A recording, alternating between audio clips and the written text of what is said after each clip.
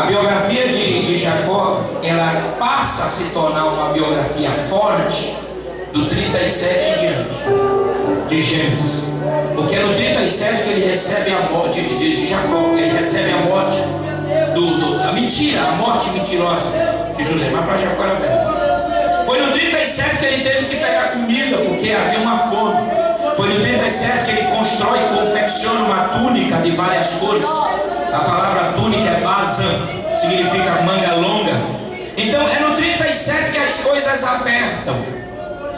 Quem estava com Jacó nesse momento? O que ele queria ou o que ele precisava? O que ele queria ou o que ele precisava?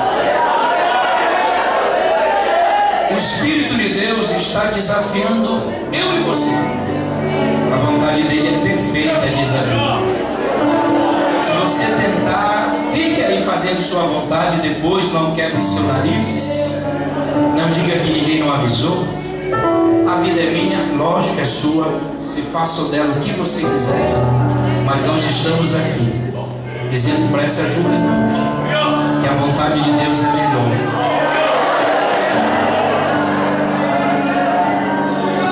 A bênção que Deus vai te dar, ela vai passar do 35, 36, 37, 38, 39. Pastor Carvalho, mas eu quero as duas, sabendo que uma fica no 35. Se você quiser as duas, receba, sabendo que uma é que vai fazer o chazinho. Uma que vai fazer o chazinho na hora da enfermidade.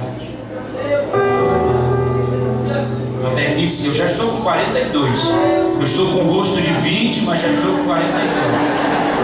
Daqui a pouco 50. Quem diria 50 anos?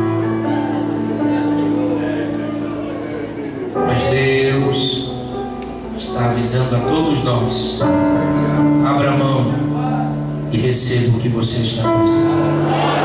Vá levantando com cuidado, vá levantando com cuidado. Há uma graça de Deus. Lá no telão há uma graça de Deus.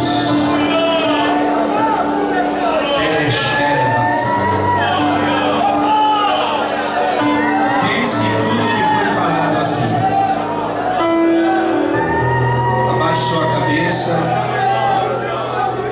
Pense. O que você quer, o que você precisa. O que você quer, o que você precisa. O que você quer, o que você precisa.